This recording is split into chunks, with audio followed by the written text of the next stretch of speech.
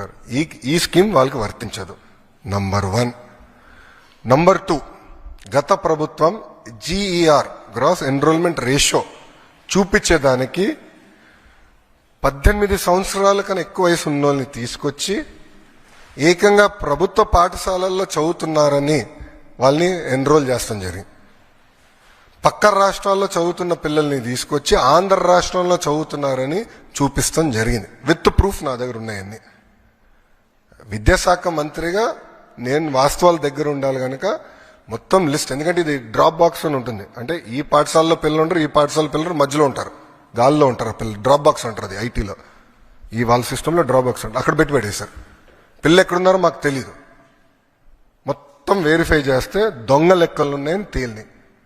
ఒక విద్యాశాఖ మంత్రికి అసలు ఎంతమంది పిల్లలు ప్రభుత్వ పాఠశాలలో చదువుతున్నారు తెలుసుకున్నాక నాకు 100 రోజులు పెట్టిందండి. 100 రోజులు పెట్టింది నాకు. అధికారులు అడిగితే సార్ మాకు నంబర్ క్లారిటీ లేదు సార్, గతంలో వీళ్ళు ఎట్లా నడిపించారో నాకు అర్థం అలా విద్యాశాఖ. అంటే ఏదో లెక్కలు ఏదో నంబర్లు అని చెప్పి చేస్తాం కాదు. రెండోది, నిజంగానే వాళ్ళంత భావించుంటే వాళ్ళు ఎందుకు ఇవ్వలేదండి? అమ్మ ఒడి ఎందుకు ఇవ్వలేదు వాళ్ళు? ఈరోజు మేము ఇస్తున్నాం. అర్హులు ఎంతమంది ఉన్నారో వాళ్ళు ఇచ్చేదాకా మేము సిద్ధంగా ఉన్నాం. మొత్తం లిస్ట్ GSWS ముందర పెడతాను, బయట పెడతాను.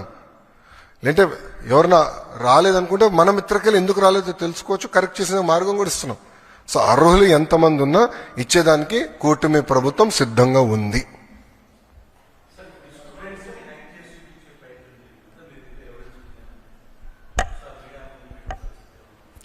I can give you all the data, నాకు నో ప్రాబ్లం.